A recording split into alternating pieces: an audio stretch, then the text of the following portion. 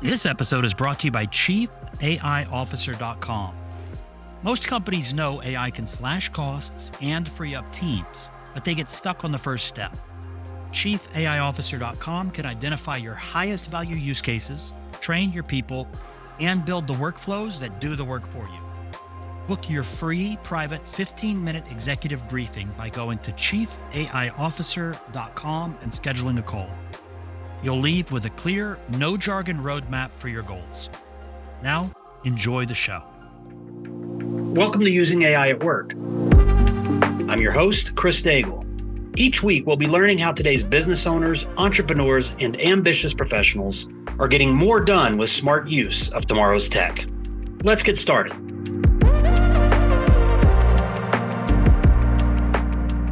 Okay, everybody, welcome to another episode of Using AI at Work. And today, our guest is Diane Hammons.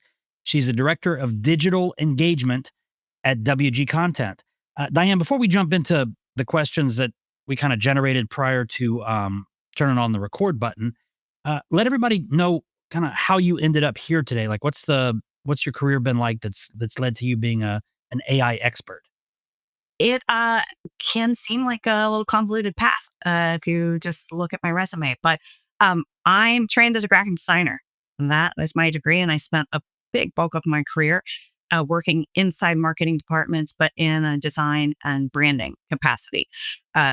As with many others in marketing, you wear many hats and you learn a lot along the way. So my roles evolved into brand direction, marketing management. And it was really when about 8-10 years ago, I found myself as marketing manager for a tech company that my interests, I would say, started to take a different turn.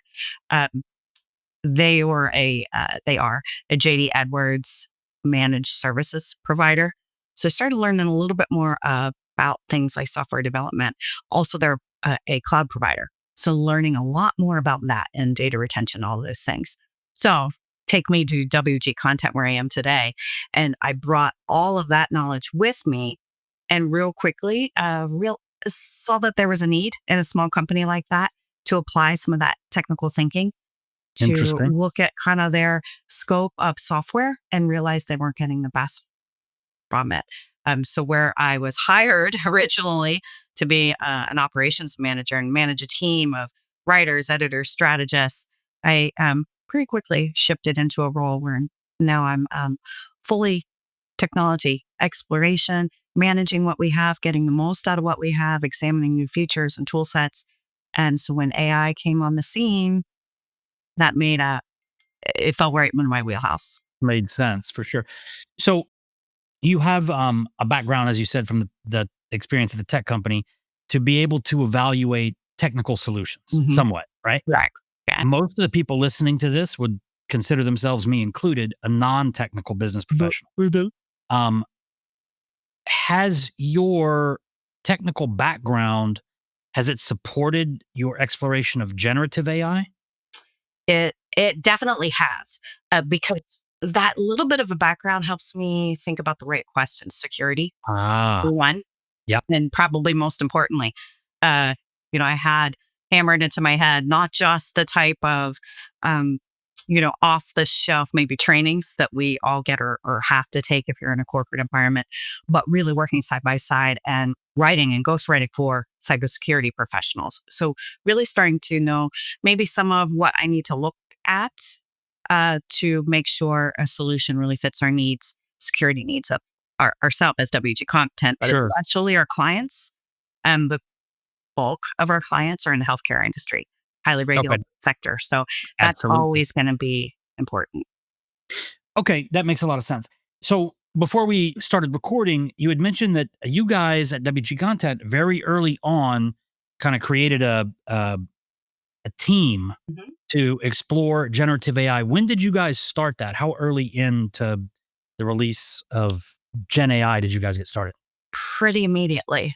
Nice. Within a matter of months. As soon as it hit and there was traction and just a lot of conversation. And you know how that was initially. It was like, here's this thing and it's interesting, but what can it really do aside from tricks? Yeah. Yep. We dug into it because there was, even if it wasn't immediately accurate in its early days, there was a lot of hallucination and bias and all of that. Yep. Whereas like, I don't think we can ignore what this is doing here in terms of content generation. This may just disrupt us, and also might not introduce a lot of opportunity.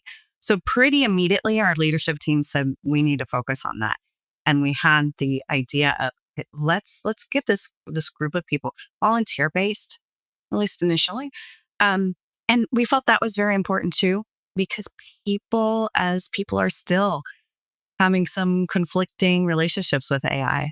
Yep. Right away, we wanted it to be people who were willing to raise their hand, to felt like they were comfortable or comfortable with being uncomfortable and willing to say, okay, I'll, I'll give it a try. I want to learn either because I want to push myself or because I'm just a highly curious and maybe more tech savvy person myself. But at least with it not being mandated, you weren't dealing with those emotions initially. Um, so then we developed business cases. This was also very important to us that we weren't right from the onset, not chasing a shiny object. Yeah. It's probably something else that I learned coming from a Yeah. technology company. It's real easy to do that. More of finding something to use the tool for rather than having a purpose first and then seeing what tool might fit a little bit a different way. So we look at business cases right off the bat, but really small, incremental. I realized this team, um, we need kind of baby steps to just get comfortable with the concept. So those business cases in the beginning were just what are our minor pain points and what's right in front of us? Summarization, note taking, Yep. using it side by side with email, Yeah. that type of thing. And then as there became a little bit more comfort or understanding of what it all meant, our business cases grew. It would have been a lot harder to get good results when you guys started than it would be for a company today. The models have Absolutely. obviously cleaned their act up Mhm. considerably. They're much more Mhm. powerful, much more user friendly. But that's something that when we work with companies, one of the first things we advise, like who are the people who are going to raise their hands if we look for Yeah. an AI council or a Right. center of excellence kind of leader type thing. So for the listeners who um, are maybe taking the shiny object approach and don't realize it, or their company is still in the investigation phase of AI, with the impact that comes from having that kind of core group leading the Mhm. charge, Mhm. what would you suggest to them would be like the easiest, best way to start? Some lessons learned about creating that kind of that hunt group, that council. Mhm. Uh, one one of the things we talked about, and I don't know if this is quite answering your question right away. We'll come probably get around to it. Uh, One of the things that I just like hammered right from the start is just don't feel like you have to know everything. Okay. It's continuing. It was definitely changing a lot, and it Yeah. still hasn't stopped. Yeah. And you can feel very quickly overwhelmed with I don't know what to look at first, and I don't understand it all. You're not going to know it all, so the focus. Choose your say LLM. Choose your tool, and just stick with that one for a while. You don't have to hop around. Find one that does the Yeah. bulk of what you need to do. For us, it was ChatGPT. It was Yeah. also, it's trusted. It's highly funded. I don't think it's going anywhere. Agreed. So let's continue to just stay right there. And so then my advice from the start is just have it open, so that it's there.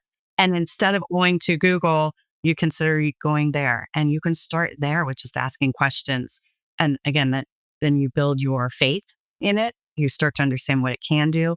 You start going there more and more. And that's not to say you can't Google things, but if it's out of sight, out of mind, you'll never break yourself of those habits and Yep. try. Yep. Now that's a great bit of advice. Just keep that tab open on the browser. Mm-hmm. Right. Oh, yeah. Oh, let me try that. Oh, maybe ChatGPT can help. Yes. Yeah, Yeah. that's fantastic. And also, I really like the idea of look, overwhelmed by all the tools. It's one of the number one things that we hear Mhm. from people. Where do I get started? Mhm. Your suggestion of picking one LLM, and I agree. We primarily use ChatGPT. Definitely gets the job done. It makes it a lot easier for those that team to sync up and get simpatico for sure. Awesome. Absolutely. So you talked about starting with some small business cases. How did you guys go about identifying those?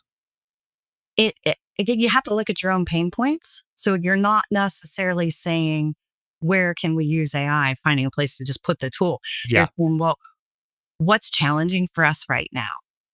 And could AI maybe help with that? So for us, one of the things, being a content creation Yeah. company agency, we do work with hundreds of different clients. They Yeah. each have all of their different brand styles and writing preferences that we need to keep straight, that our team needs to keep straight. And they do, but it's challenging when you're Yeah. shipping in the course of a day, and some of it's nuanced and it matters to the client. So you're having to keep track of, here's the tone of voice that this client prefers, and also serial commas, yes or no, spaces before and after M dashes, yes or no. And they hire us to have that eye on consistency. So one of the first things we realized is, can we make this easier? Can we make it easier to find the information? And can we maybe have a tool that does a little bit better than what at that time Grammarly was doing for us? Yeah. Not just check for general grammar, but check for the styles of this client. And maybe it serve as like a knowledge base now. So I can go and I don't have to say, where did we save that file? Click, click, Yeah. click. Yeah. PowerPoint. Yeah. But you can go to that knowledge base and say, do I use a space before and after an M dasher? And that Yeah. alone was such a small thing that sped things up. But that was a pain point for our team, especially for our editors. That was a pain point, and we realized this could help with that. I mean, we actually, like a half a second before ChatGPT hit the scene, we were in conversations with Salesforce about building a knowledge base so that we had something that was more queryable than just going out to SharePoint and finding all these documents. And so as soon as this hit the stage, we we're like, wait a minute, this might do that. Yeah. And it's no cost, low Yep. cost. Yep. All we have to do is figure out how to build it. And that's where the team comes in. So rather than some formal process of identification of particular pilots, you worked within the core group, that Mhm. council, and you guys call it the AI Pathfinders. We did. Right? Mhm. Okay. So within that Pathfinders group, you basically looked around the table and said, pain point, what's yours? What's Yeah. yours? Okay. Mm-hmm. Yeah. Writers, what kind of slows you down every day? Yeah. Editors, content strategists. And that was that initial. And we continue to do that. It's just that our pain points, our vision is a little bit Yeah. bigger now. Yeah, absolutely. So what were some of the challenges that you guys had as you started this group up, with either internally, like getting buy-in from each other, or dealing with the executive team, or handling, resistance and a change management spectrum from the teams? What were some of the challenges you guys had with this? I'd say fortunately, leadership was not a challenge. They Okay. led the charge, and we have a highly involved and integrated, leader that's championing everything. She attends, she participates. She herself is She's a very Pathfinder. involved in. Yeah, she herself is a Pathfinder, very Awesome. interested in learning. So that's helpful. Change management.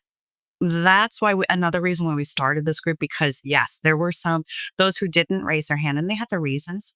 Yeah. Some of them, maybe it wasn't that they were AI opposed and they were still figuring it out on their own. They just didn't want the added meeting on the calendar. Some of them were nervous. They're like, what's this going to do? Yeah. It's rocking Yeah. the world.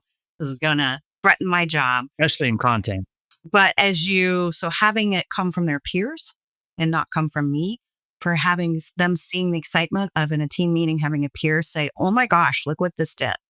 This was amazing. Having one writer say this was amazing to another writer, like, hey, it's not threatening. This helped me today. And I'm a better writer, faster writer, whatever, because Yeah. of it. So that definitely helped. But yeah, we had to be patient about that. And then within our own team, it's the emotions that I had to help people get through in the beginning. Even on the Pathfinders, I would say the emotions there were, oh my gosh, this is cheating. Yes. Yeah. It is. It It is feels cheating. so wrong. But, and I was like, just Yeah. keep going. And then, about a month later, they're like, you know what? It's not cheating. It's smart. Yeah. But Yeah. it's like a little coaching. I'm like, it's okay. You're not doing the wrong thing. You're not doing it. You're doing it as an assist to your daily work. Yes. It's not doing all the thinking for you. It's not doing all the writing for you. Uh, but those were some emotions in the beginning, for sure. Also, just reminding them that we can table an idea and wait for the tech to continue to evolve. If like, it's not quite working now, but that doesn't mean you don't go return to it. Because Right. as you mentioned, when AI first hit, it wasn't as good at content generation, for example, as it is now. We table ideas, but we circle back and we are comfortable. I say we do a lot of custom GPTs right now. And I say our Yeah. goal is 80%. Is it 80% accurate? Is it 80%? We're not going Yeah. for 100%. Yeah. Someday it'll probably do closer to that. But right now, if we're seeing 80%, that is success and it can Yeah. still help us in our day. So Yeah. those are Definitely agree all with that. the thoughts and emotions we had to and continue to So I got some clarity from what you were saying about this team. So you identified, you didn't just say anybody in the company who's interested. You said somebody from this department who's interested, somebody from this department. No, we didn't need to, because just kind of naturally, we ended up with representation from each of those groups. Um, if somebody hadn't raised a hand from one of those groups, I may have tried to just go and ask and encourage. Yeah. I wouldn't have wanted to force it, but if no writer was interested and I went and I said, come on, guys, this is what it's going to be like. You don't want to. And they still said, no, not for me right now. Then I would have at least made sure one of the existing Pathfinders went and had conversations with them and Yeah. with them, made sure we understood their pain points. But yeah, it just fluidly happened that way. We didn't have to run into that issue. Was there any acknowledgement, recognition, compensation advantages for Pathfinders to volunteer for the group? Uh, we do, as a company, as a smaller company, we don't have like formal, uh, like performance plans. I worked in some big organizations. Yeah. That's where it was much more like that. And like you said, it was kind of things were measured and did you do this and how many things were above and beyond? And then that leads to a bonus or, it wasn't quite like that being a small company. Um, it was more about opportunity and people, getting exposure, Yep. moving your own career along. As a company, we are just very invested in personal development. Our CEO even provides a stipend each year just for personal development as you deem fit. So Right. that's already kind of part of our culture. So it didn't have to come with, if I do this, I'm only going to do this because it's going to be a financial gain. It was more of people want to because they want to learn and they want the exposure. And then if opportunity does arise, sure, that's good on your Yeah. internal resume. Yeah. No, it's definitely not going to hurt. So with this group, at any point how do we kind of control people's usage of this so that we're not doing risky stuff, we're not putting the wrong stuff in the models? Did that come up and how did you guys address that? Yeah, that was immediate. Okay. Again, that's that. Oh, I can't not know what I've learned Yeah. working with cybersecurity experts in the past. True. So the very first thing we did, and what was important because there was so much skepticism in the beginning. So the very first thing we had to do is define our policy. What's our internal policy Great. Toby, that we can then communicate to our clients? And for us, that policy was our policy is your policy. So we Okay. will be amenable. So if client A is comfortable with us using AI in a more integrated way in the workflow for their content types, we'll do that. Column B says, promise me you're never going to touch it. We won't. And so our policy is your policy, and that's continuing to evolve. But in the beginning, that was very important for clients to hear. So we needed to establish that. And then also, this is a bit of a soapbox for me. Morning. Love it. Oh yeah. My soapbox is like I see too many companies because they want to get it right. And so it takes a long time to define that policy, to establish a governance, committee and outline what's going to be on our can use, can't use tool lists, what's IT going to block, all of that type of stuff. Why all that time you're getting that together? people are still using AI. Yes. And even once you define it, if you don't educate people Great more point. on the why, it's still on their phone. It's still on their home computer. Great They're point. still going to be tempted. So to just say you're not allowed to use it and end the conversation there, I think is a big detriment that I see in a lot of companies. So we, right from the beginning, for the whole team, not just the Pathfinders, said, okay, here's ChatGPT. This is what it means to not train the model. Everybody go in right now, set up an account together, click here, do this. Yeah. This is something. And if you explore anything else, these are the things you need to look for first, so that, at least you feel you've empowered people that if they do start to go rogue, they know it's important. It's a tricky situation because, yes, perfect is the enemy of done. Mhm. And while you're waiting, your team is establishing usage habits without you. Exactly. And if you wait too long, they're just going to be like, well, I got a good thing going over here. Mhm. I'll do it my way. Sure. Huh. Yeah, it happens. It does. I know it makes perfect sense. Yeah, And I mean, that's why we have that concept of shadow IT, and you could call it Yep. shadow AI now. I yep, mean, that's right. where there's a will, there's a way, especially if they're being forced to do so much in their day. So for those business owners and professionals that are listening to this, tell them what shadow AI is, shadow usage is. It is just that. It's that despite maybe I don't want to scare people, but that it's just the truth of human nature, that it's that they're using it behind the scenes. It's tools that Yep. they're using, despite what you may or may not have said. If you haven't come flat out and said, you're not allowed to use this, you are allowed to use that, they'll start to explore. And as marketing, I've Oh, been yeah. around marketing especially, Oh, yeah. we are, a rugged, roll up your sleeves kind of group.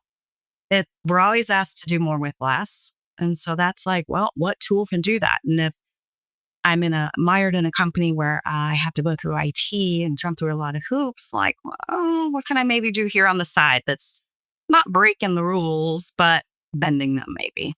It happens. Then that's that concept of shadow AI. Yeah. So essentially, for those of you that think, oh, our people aren't doing it, they're doing it. Trust me, it's on the phone, just like we said. Um, Right. So just go ahead and have that conversation and yeah, teach them what it means to do it responsibly.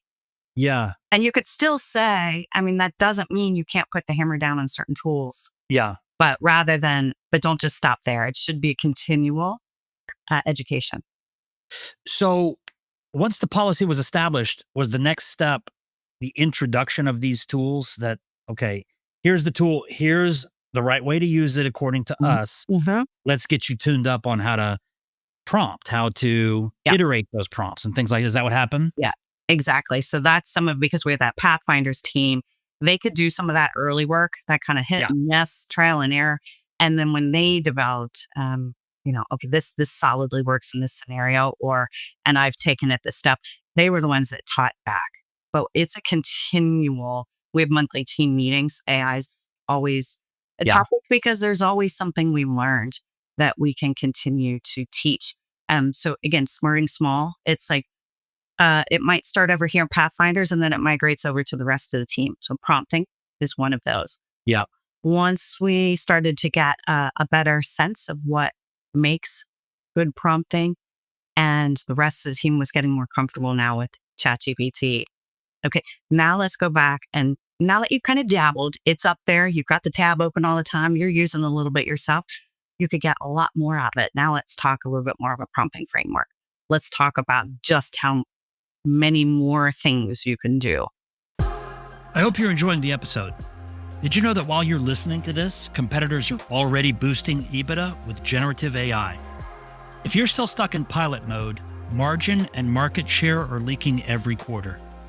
ChiefAIOfficer.com guides executive teams through the 3 moves they need to be doing: identifying the top AI plays that will lift revenue or slash costs within 90 days, de-risk adoption with team training, airtight governance, and change management best practice, and then building and deploying production-grade AI-powered tools.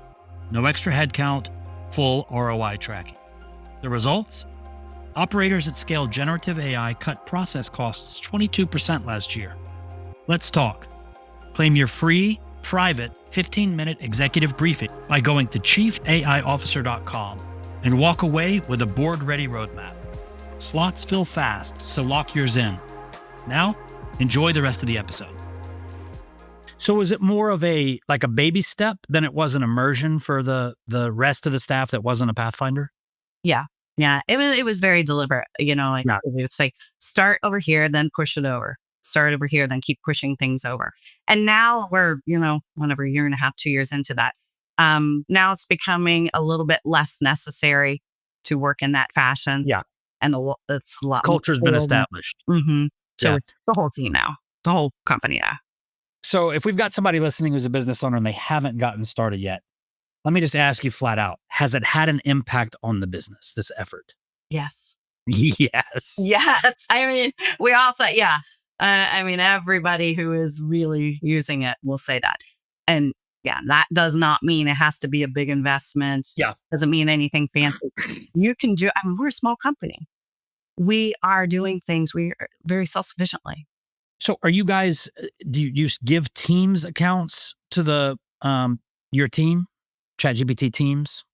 We do. Not everybody has it, or at least it's gradually getting to that standpoint because we're watching, we're a small company and we're watching our spend. But those of us who are using it consistently every day and are building custom GPTs, we do have a team account.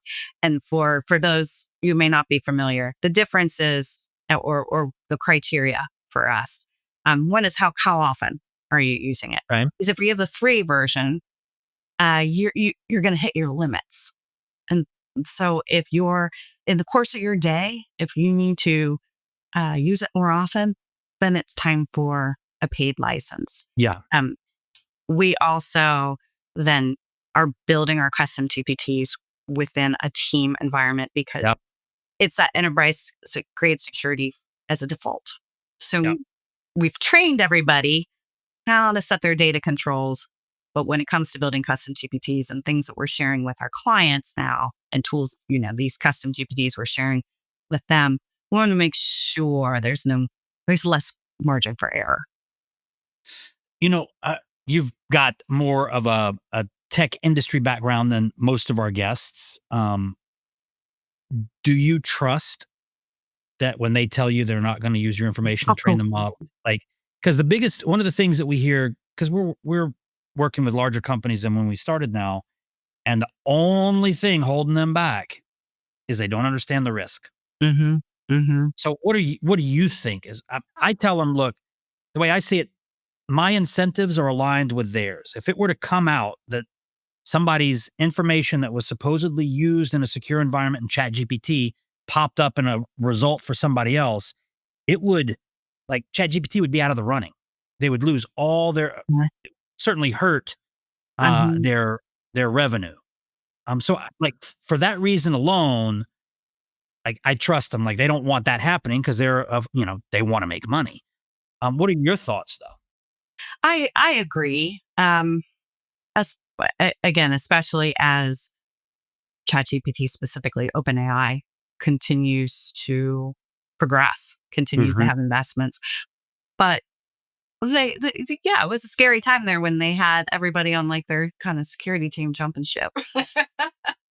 So with that in mind, I personally approach it a lot like social media. Just because it says enterprise grade security, be a little bit conscious of what you share. Yeah. If you don't have to put it in there, if it's real sensitive, probably don't do it unless you have, a version of ChatGPT on your own server, that you're hosting. So that was another part of an exercise that we did early on, along with establishing our policy, is I went through an experiment, a workshop with our leaders to say, okay, let's just identify what we would be comfortable if something got out. What would we be comfortable? What would be detrimental to our business? and what would be like, okay. So for example, I asked the sales team, your pricing structures, your pricing models. If for some reason you shared it and, you were used with ChatGPT because you were strategizing and all of this. And if for some reason it got out, would that be the end of the world? And they're like, well, probably all in parity with every other agency. So no, it Yeah. would. Um, Patient information, 100%. hospitals, Yeah. they have no Don't margin put it for in the model. Yeah. Yeah.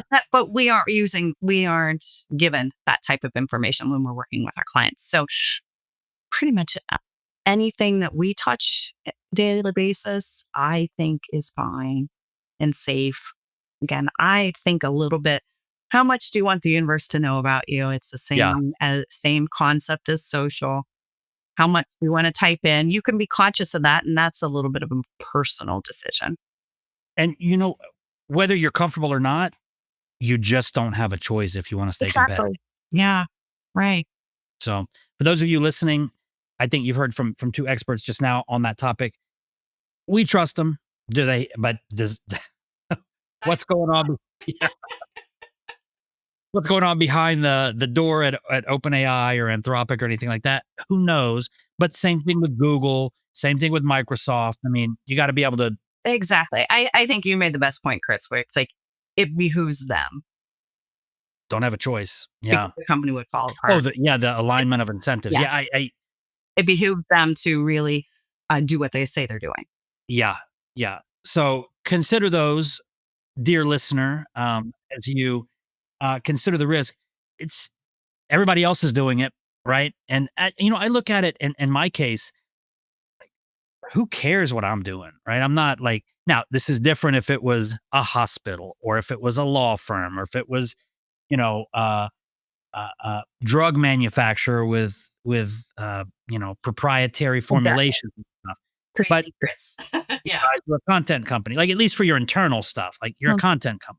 Like right. we're an AI, training and transformation company. Like I'm not too worried about it. So anyway, No. And yeah, for us in the realm of marketing, almost everything we touch becomes public. yeah, Worst case I guess scenario, by it's public design, a yeah. minute sooner. But honestly, I really I don't it doesn't keep me up at night. So that brings up an interesting question. Do you have a different policy tolerance for different departments in the company? Well, we're since we're so small, it is the same tolerance across the board. I just say that the type of our biggest concern, and certainly we're worried about our own content, our own assets, but Yeah. our clients because they trust us, and Yeah. that's when we look at that risk, that line of risk, what's totally detrimental and what would we could recover from losing client faith and trust in us because we've done something with their information, that could shut us down. So for us, that's what we look at. But again, and that's why we tend to say in all of our contracts, like, you really shouldn't be giving us anything. But that's because it's not required for Interesting. marketing. So, Yeah. you know, So and everybody listening, we didn't plan on going this deep into the Pathfinder situation, but I think that that's one thing that's applicable to all companies, especially look if you're already started and you don't have it, get one started. Like get one of these kind of Mhm. specialized groups that's considering this through the lens of your business regularly. Like get that started. If you're a company that hasn't started yet, this is a fantastic framework to get you off the ground in a way to where like somebody's watching the pot boil, right? Like it's not going to boil over because you've got people that are dedicated to being the internal thought leaders on the subject of Gen AI in your Mhm. business. Um, But if you don't, you're going to, I mean, you're going to fall further and further behind. It's not going yeah, anywhere. People are finding results. It continues to improve. And that's really not rhetoric. yeah. So talk to me about the training that you guys are doing. You mentioned that you have a monthly meeting. Is that a separate meeting where AI comes up, or is that a dedicated AI training conversation? It's a little bit of everything. We are evolving as the need arises. So as it was more infant steps, on those early stages, it could be an agenda point on a team meeting. Or like, Got it. here's the newest thing we're learning. Here's the newest thing the Pathfinders discovered. Um, Here's a note taker we recommend, and here's how to use it. But as it's becoming more and more ingrained now in our workflows, Yeah. now it's warranting its own meetings, its own true like lunch and learns, and so we have a roadmap where we can put those things on the calendar. We want to very deliberately train our team on this, and this. We have a plan for that based on the needs that arise within our company and the way we're using it. So one of the things that I have to remind uh, clients or interested people who want to bring this into their company is that quote unquote AI, it's not an event. It's not like, oh, like we've got it is a process, Yes. right? But it's a process that as you introduce it into this department, this role, this job, it creates more time to do more. So there's like this exponential opportunity that opens up. One of the things that I'm always curious about is how much of the knowledge sharing is just organic. Like, oh, hey, I see you doing it that way. Let me show you how I'm doing it. Is there a lot of that happening? Oh, absolutely. Like I'm sure every company now, we have a Teams channel dedicated to AI where people are constantly dropping articles like, wow, did you see this? Did you see that? Or here's what, oh my gosh, I was able to accomplish with this with our custom GPT today. Look at this. I Or love it. I heard from this client, they're using it this way. It's actually a pretty good idea, but yes, you need that space to occur Yeah. that ongoing conversation. Absolutely. I think it's a great idea. So anybody listening, if you don't, if you've got the AI conversation is happening, but you don't have a channel for that where everybody gets to learn Mhm. the lesson at the same time, I think that would be a fantastic idea. Meetings are great, but things get lost. And as fast as AI moves, like just yesterday, I mean, our chief AI officer is on top of stuff. Somehow I found out about agents, ChatGPT agents, Yes. like 2 minutes after they started going live. We've got a community of chief AI officers that are kind of like always. And that was so helpful because I was able to bring that, bring that to my chief AI officer rather than the other way around. But also like there's people that won't know about that and won't start testing it for weeks just because even though the person, in the other office may be using it, but if there's not that uh, water cooler for AI chatter, I think it's a missed opportunity as these people share stuff because the people in your company, they understand your culture and they're all looking at AI through the lens of that culture. So that conversation is extremely calibrated to AI in your business. So I would encourage that for anybody. Absolutely. Um, Great advice. you've mentioned custom GPTs a lot and Mhm. a lot of the stuff that we do, the work with clients, the training, the certifications we do. One of the first things on day one that gets taught for sure because it's so powerful. I don't know what the usage is of like how there's what 5, 6, 700 million weekly users of Chat GPT. Mhm. How many of them have bought or I'm sorry, created or used one that was built a custom GPT? I don't know. But like once you get it dialed into that 80% output level you're talking about, Mhm.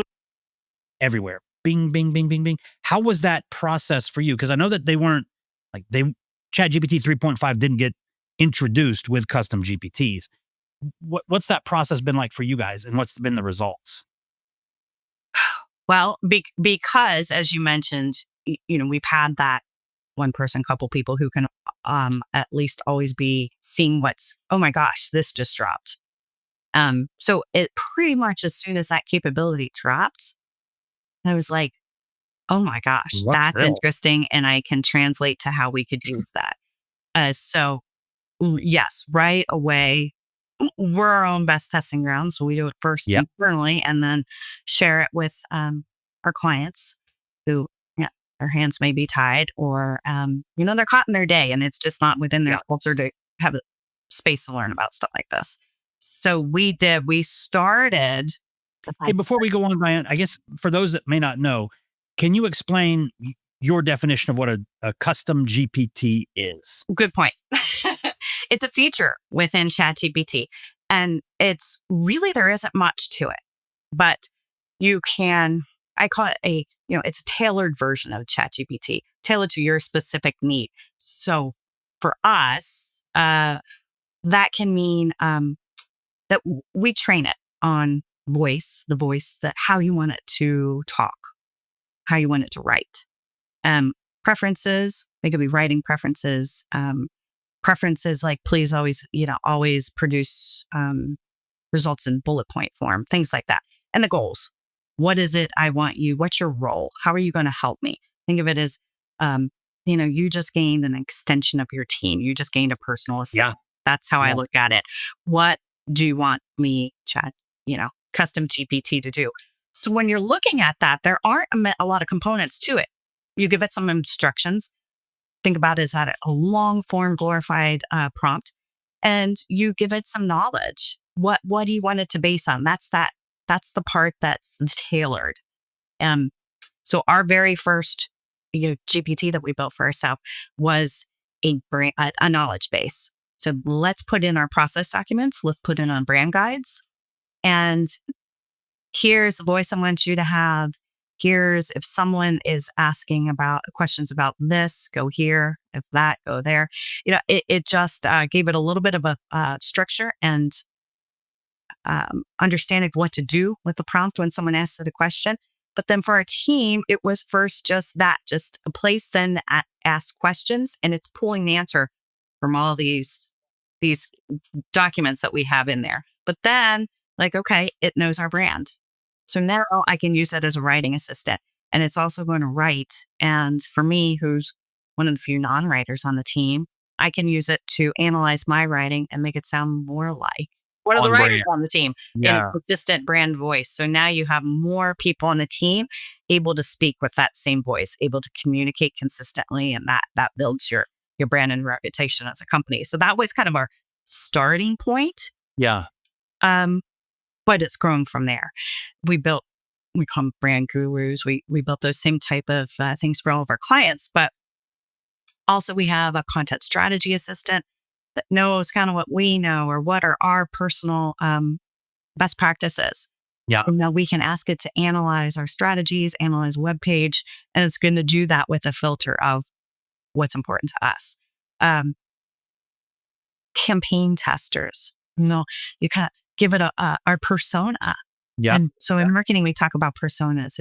It's think about if in the absence of a focus group, here's this fictitious person that you can now pitch things to. It doesn't take the place of people. It would be better to have a focus group, but sometimes the time and the money is not there. Yeah. So now I can pitch some ideas and say, let's say I'm writing a blog about about pregnancy, about high-risk pregnancy. I can pitch it over here knowing that my intended reader is going to be maybe a 40-year-old woman. Maybe she's scared. Maybe she's this or that. Okay, with that mindset, analyze my blog now and tell me, did I miss anything? Are there questions you would have liked to know about that I didn't include here? And Great. It's amazing how much it can perform on that level. Two things I like about that. One, anybody in the company can now they can produce results from their role as if they were much senior in their role than they are. Absolutely. I like that a lot. I'm curious about that first GPT. Was it intended to be almost like a user guide for the company for employees? Like, this is how our company does stuff, so that anybody in the company could access that GPT and kind of have it run through the boss's lens, kind of. Right. Well, not even that, just the culture of the company, just find information and maybe right from that voice of the brand. That's not necessary. I mean, the CEO is a reflection of the brand, reflects the CEO, but it's what's your mission as a company. So it's always writing in that voice, coming from that perspective. Yeah. So we're got a few more minutes left, but there was another topic that you mentioned early on before we started recording that I think is super cool. It's everywhere now, and it's very important. And that's this AI version of SEO, search engine optimization. Everybody used to be able to keyword stuff on their website and pop up when somebody did a search for, a Thai restaurant near me or something like that. But now there's certainly been an impact on search volume because people are going to, or they're just staying in ChatGPT rather than bouncing Right. between Google or Perplexity and then ChatGPT. hmm So, what has been kind of your exposure to it, and what are your thoughts? Is it here? Is it real? Can you game the system like you could with SEO? It's here. It's real. The gaming component, to be determined. Everybody's trying to figure out, but I don't know that it's going to be as, I don't know, I say simple as it was with SEO, but SEO did not feel simple. It took many, many years for strategists to figure out what makes Google click. So for your audience who may not be mired in the marketing content strategy, what we're talking about is SEO, search engine optimization. That's one of the things that our clients come to us at WG Content. So traditionally, you Google something, you put in a keyword or two into your search bar, and you get results. You get all of those blue links, all those different articles that you could choose to click on from there. Well, what we do as content strategists say, okay, not only are we going to help you write the page so it reflects you, it's informative, it's well written, but there are some tactics that we can employ that make your information more likely to show up as one of those links. So that's SEO. And through a lot of little trial and error and some leakage and tips from Google, eventually content strategists have got that pretty down to if you do this on a page and you refresh it constantly, so that Google sees that it's current, and yeah, you have a better chance of showing up high on that list. And the higher you show up, the more likely someone's going to click through your website. So AI is different. So now when you use AI search, and the best example, if you haven't yet used an AI tool like ChatGPT, if you haven't yet used it in this capacity, just think of those AI overviews that pop up now in Google. That's that summarized column at the top. That gives you an idea of where things are turning. So instead of now, okay, here are some things that mention that keyword. Now it's, I can ask a really long question, multi-part question, and it'll summarize it like, okay, well, based on all of these different sources, I think here's the best concise way to answer your question. Yeah. And from there, then the user can go in and have a conversation. And that's the difference. Now I can say, oh, interesting. Okay, tell me more about this. Or, okay, well, let's go a little bit deeper on that company you mentioned. Or, what are their ratings? You can just keep going on. And it's not a new search, it's a conversation. Yeah. It's not you. Okay, let me put in some more keywords, hunt and peck around some of these articles. It's just there, right like that. It really does feel like talking to a person. So how do you optimize for that? That's where we're at now. Because as more and more people prefer that method, and they are every day, and traditional Google search will go away. Yeah. If not entirely, it'll be very slim. It's hard to imagine because that is so ingrained as a behavior in our mind. 20 something years. Yeah. Hard to imagine, but all it takes is putting ChatGPT in your browser, tabbing it and using it in this way, and you never want to go back. Yeah. Why would I want to hunt and peck for answers when I can have a summary there? And initially, when it first came out, the bite was, yeah, well, how do I know it's accurate? Well, now there are citations. So if I doubt it, Yes. I can click and I see what the source was, and I can double check. Sure. But anyway, so how can you possibly optimize now for that search when it's pulling from a lot of different sources? How can I be one of those sources it pulls from and one of those Yes. few that it actually cites? That's where we're at now. And that's what everyone's trying to figure out. But it's not going to be as easy a game. It's not just a set algorithm like Google had, where do this, Right. do this, it appears and it ranks. Now it's really because AI is paying much more attention to like, well, what's the nuance of your question? What's the intent Interesting. for?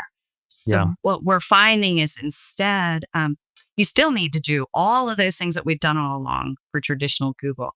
But now in addition, can we write with thinking about like, okay, this answer, instead of me building a big long story form and you have to kind of read the whole thing to get the gist, can I make sure it's summarized? The gist, the answer, the immediate answer to a question, a thought is summarized. So then AI comes along and it's like, oh, that's packaged neatly. Let me pick it up and curve it over here.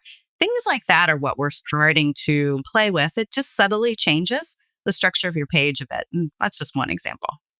Well, I'd like to stay in touch on that topic because I know you guys are producing a lot of content and you're not just producing it in a vacuum. You guys are paying attention to clicks and how many people are, forwarding and all the metrics that come with the impact of content. And I would imagine that SEO prior to today was probably something that you guys considered as well. Oh yeah, we were experts in that. Yeah. And we still are. It's just that SEO is now AEO, answer engine optimization as well. Tap that on top of it, which means how do I frame my content so that it's more likely to show up in those people also ask this. Yeah. How do I make sure like, okay, I've considered what people will also ask. And then there's now GEO, generative engine optimization. And that's like, that's where I was talking about. How can I make sure there are kind of some like concise summarizations or concisely answered questions that could be lifted up out of the framework of an entire blog, say, or out of an entire web page. But really, SEO, AEO, GEO, I just say it's all going to become, it's just AI optimization. It's all of those things combined now. So, Diane, I don't know if this would be any event of interest to you or really anybody listening, but we have a free community at Chief AI Officer. And we've had a few of our Chief AI Officers that have done kind of a deep dive and done some tests. So if you're interested, I'll send you a link. It's free to join. I would love that. Yeah. And you can catch, and the people who taught those classes, they're not goofing around. Like they were very serious. They explain it in non-technical terms, but there might be some nuggets in there for you guys. I would love that. Okay. As the theme of the day is none of us can know it all. And there's a lot of noise. But there's a village mentality. And that's what I loved about this, if anything. Yeah. Don't be afraid to ask questions. Just nobody knows. Nobody does, but we're all willing to share. Yeah. It's kind of nice that in that realm, it's not so competitive. It's like, hey, we're all just trying to figure this out. Yeah. Hey, so Diane, if individuals want to find out more about kind of what you guys are doing with AI or just in general at WG Content, where should they go to kind of keep abreast? You'd certainly follow me on LinkedIn. Okay. I try to post pretty regularly about some of the ahas and things we discover along the way. But you can also go to wgcontent.com. And we have a service line offering called WG Content Catalyst. And that's where more of our AI activity falls. We have things like AI adoption workshops, probably a lot of similar things that you're talking about where, if you just need to catch your team up, we can customize some of that experience, some of that education around you specifically. Certainly when it comes to content, but even in general, like how do I get a Pathfinders team started on my own? I like that idea a lot. So we're going to have those links in the show notes here. And as always, like the best thing that anybody could do after listening to this or any episode is open up ChatGPT or your LLM of choice and start beating up the keyboard, start asking the questions. Get good. Curious. Yeah. Awesome. Well, Diane, thank you so much for being a guest on the show and the information. It didn't go the direction that we thought it might, but I'm really pleased with the conversation that we had about I love it. Pathfinder concepts. So, yeah, thank you for giving me a chance to, 100%. I love this stuff. I love it. And I'm going to make sure that the team sends you over a link. And for those of you listening, we'll add a link to join our Chief AI Officer community. Again, it's free, fantastic content that we produce in there and that we distribute widely and freely. So, all right, everybody, thank you so much for listening on the episode, and we'll catch you on the next one. Thanks for tuning in to Using AI at Work. Don't forget to subscribe for more conversations about how to use AI at work. And a special thank you to our sponsor, Chief AI Officer, for empowering businesses with AI education and training. Visit their website for a free AI readiness assessment and AI strategy guide to help you get started using AI at work. That's www.chiefaiofficer.com. Special thanks to our producer, Evan DeSaulnier, for making this episode possible. Follow us on Twitter at the handle Using AI at Work, and visit www.usingaiatwork.com for free resources to help you harness AI in your role.